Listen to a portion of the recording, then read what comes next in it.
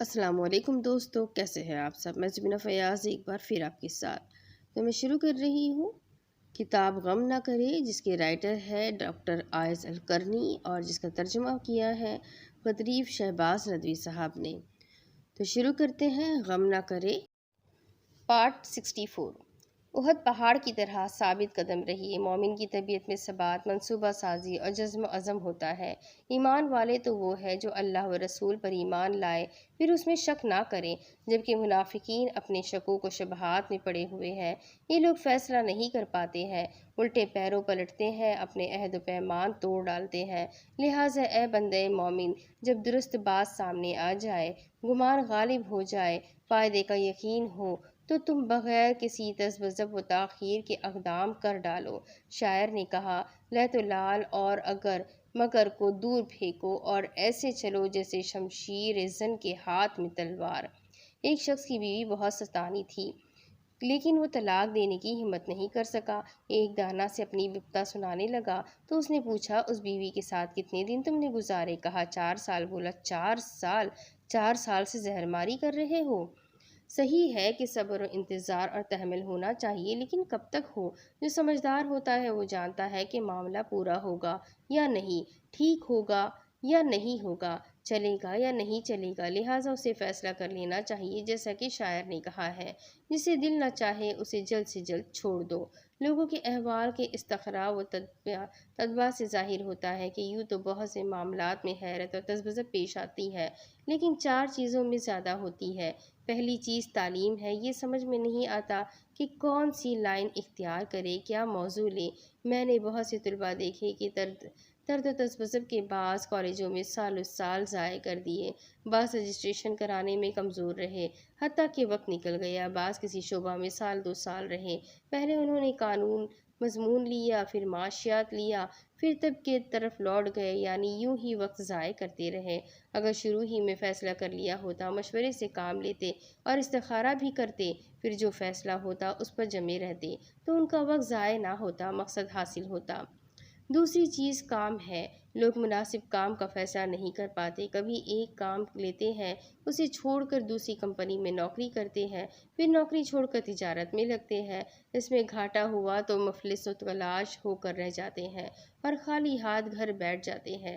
ایسے لوگوں سے میرا کہنا ہے کہ جس کو جہاں روزی مل رہی ہو اسی سے چمٹے رہنا چاہیے، وہیں سہولیت ہوگی کامرانی کی۔ تیسرا مسئلہ شادی کا ہے۔ اکثر نوجوانوں کو بیوی کی اختیار کرنے میں حیرت و اضطراب طاری ہوتا ہے۔ دوسروں کی مداخلت سے بھی مسئلہ الجھتا ہے۔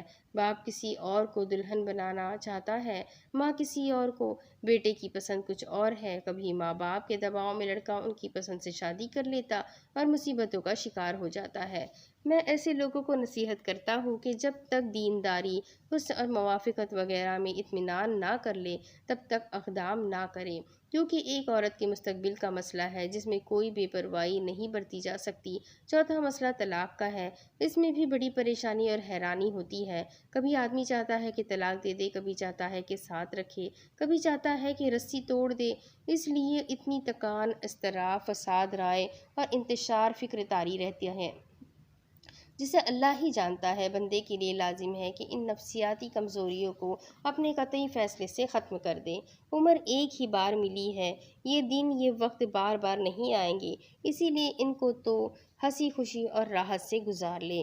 راحت تبھی ملے گی جب فیصلہ کر لے گا کہ مومن بندہ جب سوچ لیتا ہے اور مشورہ اور استخارہ کر کے کسی فیصلے پر پہنچ جاتا ہے تو اللہ پر توکل کرے، اور اس شعر کا مصداق بن جائے کہ مرد میدان جب سوچتا ہے، غور و فکر کے بعد فیصلہ کرتا ہے، تو پھر عواقب کو کنارے کر دیتا ہے۔ اس کا اقدام سیلاب کا اقدام، اس کی تیزی تلوار کی جیسی، اس کا منصوبہ دنیا کا منصوبہ ہوتا ہے اور وہ فجر کی طرح پھوٹ پڑتا ہے۔ نوح علیہ السلام نے اپنی قوم سے کہا تھا، اے میری قوم، اگر تم کو میرا رہنا اور احکام الہی کی نصیحت کرنا بھاری معلوم ہوتا ہے تو میرا تو اللہ ہی پر بھروسہ ہے۔ تم اپنی تدبیر ماں اپنے شرکا کے پختہ کر لو، پھر تمہاری تدبیر تمہاری گھٹن کا باعث نہ ہونی چاہیے، پھر میرے ساتھ کر گزرو اور مجھ کو مہلت نہ دو۔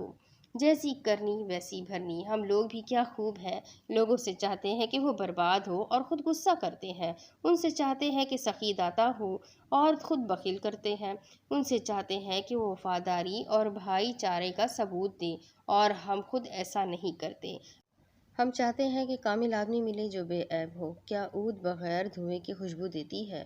پرانی کہاوت ہے کہ کوئی بھی پورا پورا تمہارا نہیں ہو سکتا۔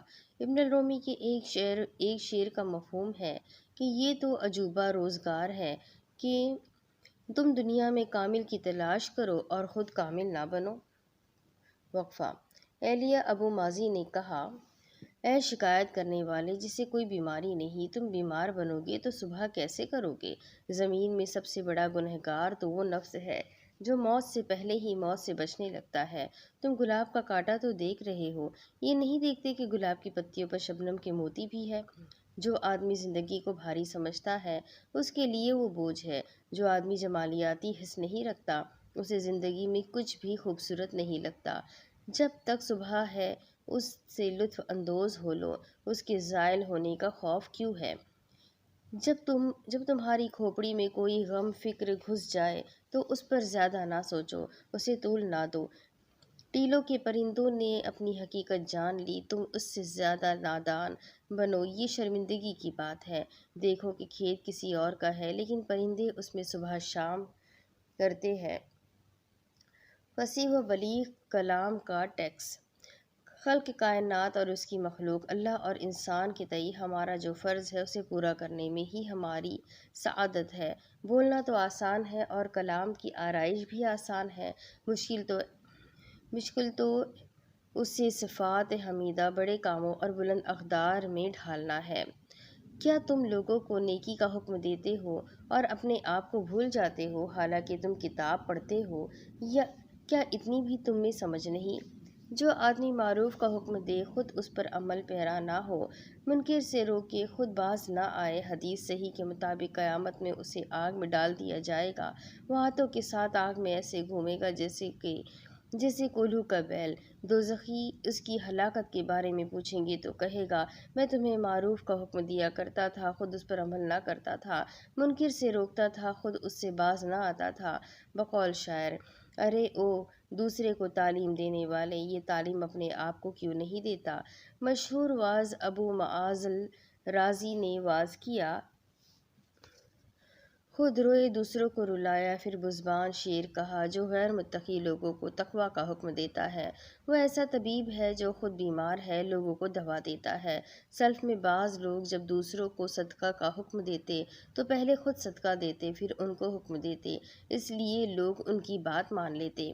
میں نے پڑھا ہے کہ قرون اولیٰ کے ایک واعظ نے لوگوں کو غلام آزاد کرنے کا واعظ کہا، خود غلاموں نے اس کی فرمائش کی تھی۔ ایک لمبی مدت میں انہوں نے روپیہ اکٹھا کیا اور اس سے ایک غلام آزاد کروایا، اس کے بعد غلاموں کو آزاد کرنے کا حکم دیا تو لوگوں نے اس کا کہا مانا اور بہترے غلام آزاد ہوئے۔ آرام و سکون تو بس جنت میں ملے گا۔ ہم نے انسان کو مشقت میں پیدا کیا ہے۔ احمد بن حنبل سے پوچھا گیا، آرام کب ملے گا؟ تو بولے، جب تم اپنا پاؤں جنت میں رکھو گے تب۔ جنت سے پہلے سکون و راحت کہاں؟ دنیا تو حادثات، المیوں، فتنوں، مصیبتوں اور آفتوں کی جگہ ہے۔ بیماری ہے، مایوسی، حزن و یاس یہاں کے نشان امتیاز ہے۔ بقول شاعر، دنیا کی فطرت میں کدورت پڑی ہے، پھر تم اسے کدورتوں اور مصیبتوں سے خالی کیوں چاہتے ہو؟ مجھے ایک نائجیریائی ہم سبق نے بتایا کہ اس کی ماں رات کے تیسرے پہر اسے اٹھا دیا کرتی۔ وہ کہتا کہ میں اور آرام کرنا چاہتا ہوں تو وہ کہتی، آرام کے لیے ہی تو میں نے تمہیں جگایا ہے، بیٹے جب جنت میں جاؤ گے تب آرام کرنا۔ علماء سلف میں مسروق سجدہ میں سو جایا کرتے۔ لوگوں نے کہا، آپ پہلے آرام کر لیا کیجیے۔ کہتے، اسی آرام کے لیے تو عبادت کرتا ہوں۔ جو لوگ واجب کو چھوڑ کر راحت کی ہجرت میں پڑتے ہیں حقیقت میں وہ عذاب کی ہجرت میں ہیں۔ راحت تو عمل صالح کرنے، دوسروں کو فائدہ پہنچانے اور اللہ سے قربت کے لیے وقت لگانے میں ہے۔ کافر ساری راحت اور سارا حصہ دنیا میں ہی وصول کر لینا چاہتا ہے۔ اس کا کہنا ہے، یہ عمل حساب سے پہلے ہی اے رب ہمارا حصہ دے دے۔ آیت میں لفظ قطنا آیا ہے، بعض مفسرین نے اس کی تفسیروں کی تفسیر یوں کی ہے کہ یوم قیامت سے پہلے ہمارے حصے کا رزق اور خیر ان کے بارے میں فرمایا۔ یہ لوگ جلدی ملنے والی دنیا کو چاہتے ہیں، نہ کل کی پرواہ ہے نہ مستقبل کی فکر، اسی لیے آج اور کل دونوں کے گھاٹے میں ہے۔ ان کا کام، نتیجہ، ابتدا اور انتہا سب بیکار ہے۔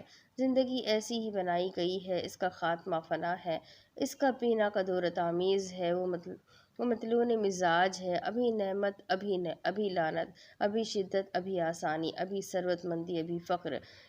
ایک شاعر کہتا ہے، ہم آوارہ گیری کرتے ہیں، پھر ہم میں ہر ایک مالدار ہو یا محتاج ان گڈھوں کی پناہ لیتے ہیں جن کا بیج کھوکھلا ہے اور اوپری حصے پتھر کی سلے ہے۔